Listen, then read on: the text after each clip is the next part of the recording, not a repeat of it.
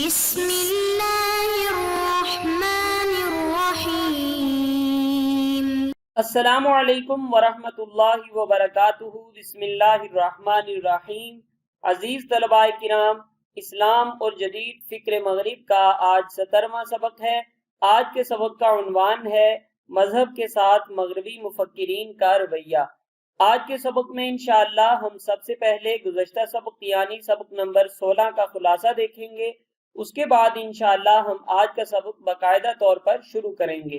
اب ہم چلتے ہیں سبق نمبر 16 کے خلاصے کی طرف۔ سبق نمبر 16 یعنی مذہب کے بارے میں کلیسا کا رویہ میں ہم نے یہ دیکھا تھا کہ کلیسا کا مذہب کے بارے میں وہ کیا رویہ تھا جس سے مذہب کو نقصان پہنچا۔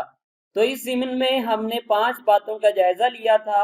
ان میں سے پہلی بات یہ تھی کہ کلیسا نے مذہب کو ادارے کے طور پر تشکیل دیا اور اس ادارے کی تشکیل بھی رومی اداروں کے ڈھانچوں پر کی گئی۔ تو اس کا نقصان یہ ہوا کہ جیسے حکومتی اداروں میں یا دوسرے اداروں کے عہدیداروں میں کچھ اخلاقی خرابیاں پیدا ہو جاتی ہیں، آہستہ آہستہ مذہبی ادارے کے عہدیداروں میں بھی اس طرح کی اخلاقی برائیاں سامنے آنے لگی۔ تو یہ پہلا رویہ تھا جس نے مذہب کو نقصان پہنچایا کہ کلیسا نے مذہب کو ادارے کے طور پر تشکیل دیا تھا۔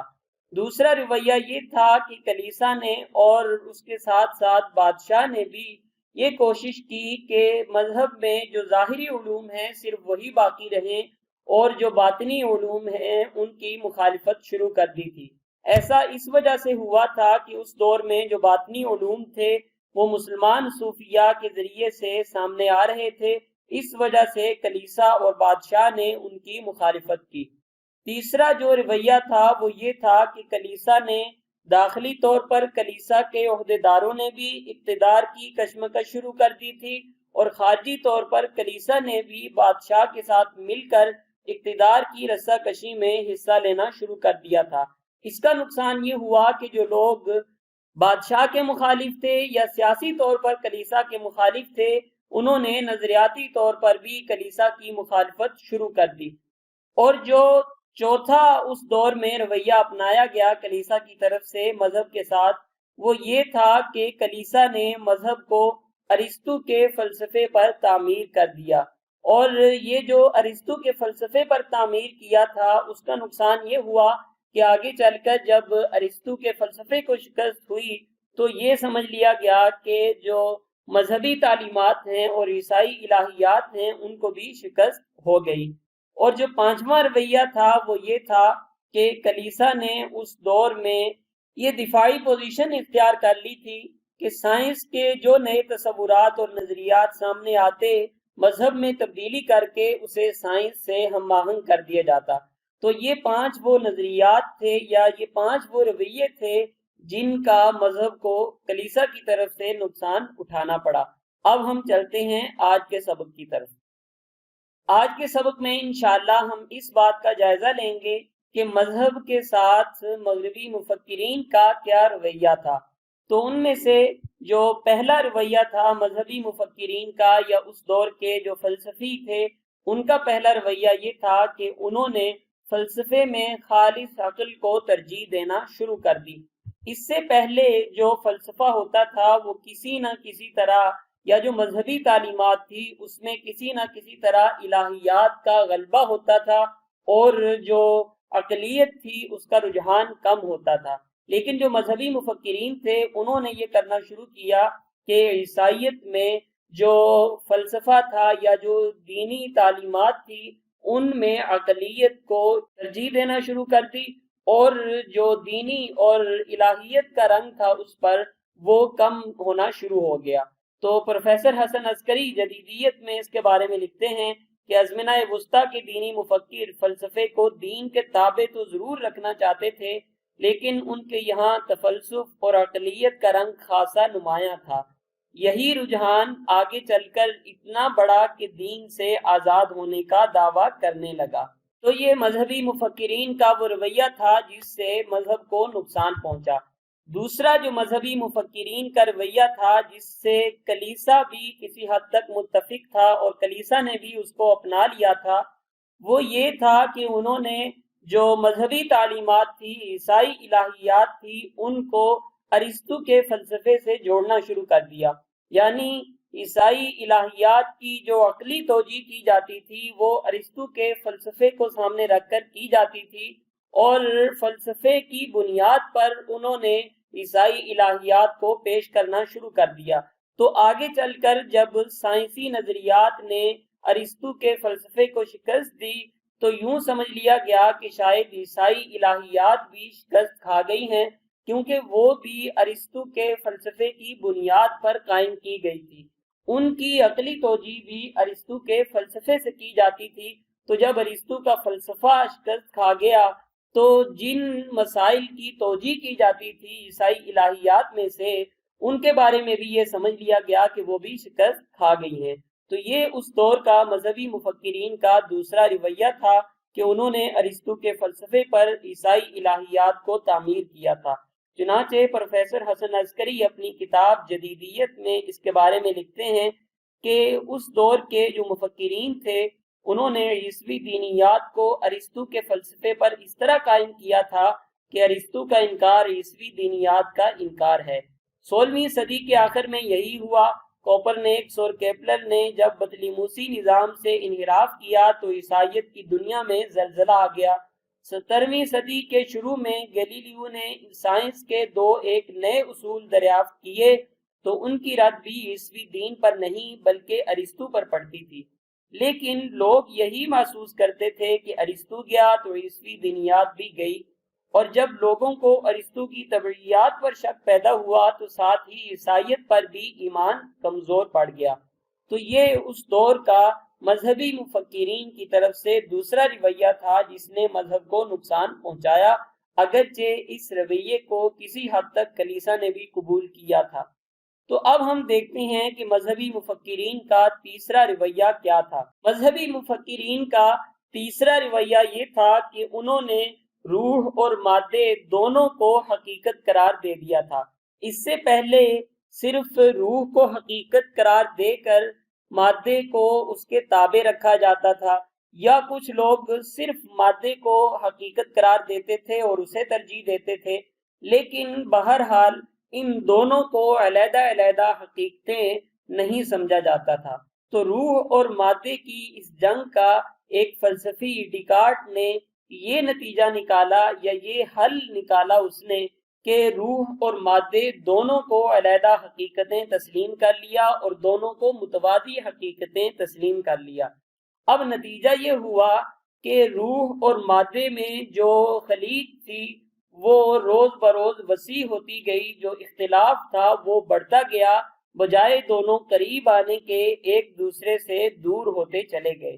تو اس سے جو مذہب تھا جو روحانیات پر مبنی تھا، زیادہ تر لوگوں کی توجہ مذہب سے ہٹتی چلی گئی اور آہستہ آہستہ مادے کی طرف زیادہ توجہ ہوتی چلی گئی۔ تو یہ اس دور کا تیسرا رویہ تھا کہ انہوں نے روح اور مادے دونوں کو دو متوازی حقیقتیں سمجھ لیا تھا۔ چنانچہ پروفیسر حسن عسکری اس کے بارے میں لکھتے ہیں، اب تک تو یہ بات چلی آ رہی تھی کہ حقیقت روح میں ہے یا مادے میں۔ بعض لوگ کہتے تھے کہ روح حقیقی ہے، مادہ غیر حقیقی۔ بعض لوگ کہتے تھے کہ مادہ بھی حقیقت رکھتا ہے مگر ذلی طور پر۔ کچھ لوگ دبے لفظوں میں یہ بھی کہتے تھے کہ بس مادہ ہی حقیقت ہے۔ اس سارے جھگڑے کا ڈیکارٹ نے یہ حل نکالا کہ روح اور مادہ دونوں حقیقی ہیں مگر ایک دوسرے سے بالکل الگ ہیں اور اپنی اپنی جگہ قائم ہیں۔ چنانچہ اس نے روح اور مادے کو، انسان کی روح اور جسم کو دو الگ الگ خانوں میں بانٹ دیا جو ایک دوسرے سے آزاد اور خود مختار ہیں۔ تو یہ اس دور کا تیسرا رویہ تھا جو مذہبی مفکرین کی طرف سے سامنے آیا تھا، اور جو ڈیکارٹ فلسفی ہے یہ بھی ایک رومن کیتھولک پادری تھا، ایک مذہبی مفکر تھا جس کی طرف سے یہ نظریہ سامنے آیا تھا کہ روح اور مادہ دونوں کو علیحدہ علیحدہ حقیقتیں تسلیم کر لیا جائے۔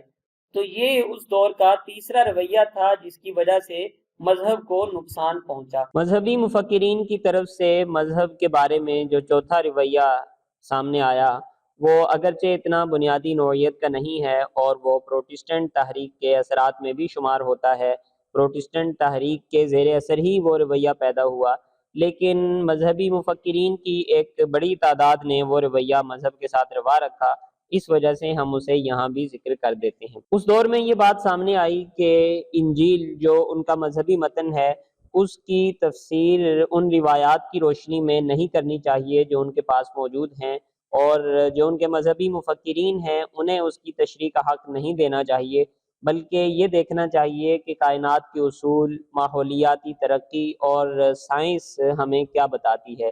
تو جو چیزیں ہمیں فطرت سے اور ماحول سے معلوم ہوتی ہیں، ان کی روشنی میں ہمیں اپنے مذہبی متن کی تفسیر کرنی چاہیے، اگرچہ اس کے پیچھے وہی حقیقت ہے کہ جو کلیسا میں خرابیاں پیدا ہو گئی تھی، بعد میں پروٹسٹنٹ تحریک شروع ہوئی اور اس تحریک کے زیر اثر اس طرح کے نظریات اور اس طرح کے رویے سامنے آئے۔ تو تفسیر بالرائے المذموم کا یہ رویہ اس دور میں سامنے آیا۔ اس کے بارے میں پروفیسر حسن نسکری لکھتے ہیں، یہ خیال بھی اس زمانے میں بہت مقبول ہوا کہ خدا کی دو کتابیں ہیں، ایک تو انجیل اور دوسری فطرت، چنانچہ انجیل کے مطالعے کی طرح فطرت کا مطالعہ بھی دینی فریضہ ہے۔ کچھ لوگ اس سے بھی آگے گئے اور کہنے لگے کہ انجیل کو فطرت کے مطالعے کی روشنی میں سمجھنا چاہیے۔ یہ نقطہ نظر گلیلیو کا بھی تھا، اسی لیے کلیسا نے اسے سزا دی تھی۔ یہ محض افسانہ ہے کہ کلیسا سائنس کی ترقی کا مخالف تھا۔ تو بہرحال اس سے یہ معلوم ہوتا ہے کہ اس دور میں جو مذہبی مفکرین تھے، انہوں نے اپنے مذہبی متن کی تفسیر میں بھی آزادی کو قبول کر لیا، اور یہ جو ان کا رویہ تھا، اس رویے نے بھی مذہب کو خاصا نقصان پہنچایا۔ مذہبی مفکرین کی طرف سے پانچواں رویہ جو سامنے آیا وہ کامن سینس کا تھا۔ پروٹسٹنٹ تحریک کے زیر اثر لوگوں نے مذہبی مفکرین سے مذہب کی تشریح کا اختیار کافی حد تک چھین لیا تھا۔ تو اس کے بعد مذہبی تشریح کے حوالے سے مختلف نظریات سامنے آتے رہے، اور ان میں سے بہت سے نظریات ایسے تھے جو عملاً عیسائی مذہبی مفکرین قبول کر چکے تھے۔ ان میں ایک کامن سینس کا نظریہ بھی تھا۔ کامن سینس کا مطلب یہ ہے کہ عام آدمی کی سمجھ بوجھ کیا کہتی ہے۔ چنانچہ جمہوریت میں بھی اسی اصول کو اپلائی کیا گیا کہ عام آدمی جسے اچھا سمجھے، جمہور جسے اچھا سمجھیں، وہ چیز اچھی ہوگی۔ اور اسی طرح معیشت میں بھی اور مذہبی متن کی تشریح میں بھی اس چیز سے کام لیا گیا کہ وہ بات جو کامن سینس سے سمجھ میں آ جائے، جو عام آدمی کی سمجھ میں آ جائے، عام آدمی کی سمجھ اور اس کی ذہنی سطح پر پوری اترے، وہی بات قابل قبول ہوگی، اس کے علاوہ باقی چیزیں قابل قبول نہیں ہوں گی۔ تو کامن سینس کا جو رویہ تھا اس دور میں، اگرچہ یہ مذہبی مفکرین ہی کا پیدا کردہ نہیں تھا، لیکن مذہبی مفکرین نے اسے کافی حد تک قبول کر لیا تھا۔ تو اس رویے نے بھی مذہب کو کافی نقصان پہنچایا۔ اس کے بارے میں پروفیسر حسن عسکری لکھتے ہیں کہ اس کا عملی نتیجہ یہ ہوا ہے، یعنی مساوات کا عملی نتیجہ یہ ہوا ہے کہ صرف انسان کو بلکہ عام آدمی کو ہر چیز کا آخری معیار بنا لیا گیا ہے۔ شعر و ادب ہو یا فلسفہ یا مذہب، آج کل 20ویں صدی میں ہر جگہ یہی مطالبہ ہے کہ جو بات ہو عام آدمی کی سمجھ کے مطابق ہو اور اس کی جسمانی اور ذہنی ضروریات کو پورا کرتی ہو۔ چونکہ عام آدمی اپنی سطح سے اوپر اٹھنے کی استعداد نہیں رکھتا، اس لیے دوسروں سے کہا جاتا ہے کہ سب کے سب نیچے اتر کے عام آدمی کی سطح پر آ جائیں، اور جو چیز عام آدمی کی سمجھ میں نہ آئے وہ گردن زدنی ہے۔ اصرار اس بات پر ہے کہ جس طرح معاشرتی دائرے میں کسی کو بڑا چھوٹا نہیں سمجھا جانا چاہیے، اسی طرح ذہنی دائرے میں بھی بہتر یا کمتر کا سوال نہیں اٹھنا چاہیے۔ اسی لیے 20ویں صدی کو عام آدمی کی صدی کا نام بھی دیا جاتا ہے۔ تو اس سے بھی یہ معلوم ہوتا ہے کہ کامن سینس کو مذہبی مفکرین مذہبی متن کی تشریح کے ایک اہم ذریعے کے طور پر نہ صرف قبول کر چکے تھے، بلکہ ہم آگے چل کے دیکھیں گے کہ کلیسا کی دفاعی پوزیشن بھی یہ تھی کہ جدھر کو سائنس جاتی، کلیسا مذہب میں بھی ویسی ہی تعبیر اختیار کر لیتا۔ تو یہ کچھ ایسے رویے تھے جو مذہبی مفکرین نے مذہب کے بارے میں روا رکھے، اور اس سے مذہب کو کافی نقصان پہنچا۔ اب ہم آج کے سبق کا خلاصہ معلوم کرتے ہیں۔ مذہبی مفکرین کا مذہب کے بارے میں پہلا رویہ یہ تھا کہ انہوں نے فلسفے کو دین کے تابع رکھنے کے بجائے اس میں تفلسف اور عقل کو فوقیت دینا شروع کر دی۔ دوسرا ان کا جو رویہ تھا جس سے مذہب کو نقصان پہنچا، کہ انہوں نے ارسطو کے فلسفے پر اپنی الہیات کو تعمیر کرنا شروع کر دیا۔ تیسرا ان کا وہ رویہ جس سے مذہب کو نقصان پہنچا وہ یہ تھا کہ انہوں نے روح اور مادے کو دو متوازی حقیقتیں قرار دے دیا۔ اب روح اور مادے کے درمیان جو اختلاف تھا وہ کم ہونے کے بجائے زیادہ ہوتا گیا اور مذہب کی طرف لوگوں کی توجہ کم ہوتی گئی۔ یہ تو تھا آج کے سبق کا خلاصہ۔ اب ہم چلتے ہیں آئندہ سبق کی طرف۔ آئندہ سبق میں انشاءاللہ ہم یہ دیکھیں گے کہ مذہب مخالف ایسے کون سے نظریات سامنے آئے جن کی وجہ سے مذہب کو نقصان پہنچا۔ جزاکم اللہ خیرا۔ السلام علیکم ورحمۃ اللہ وبرکاتہ۔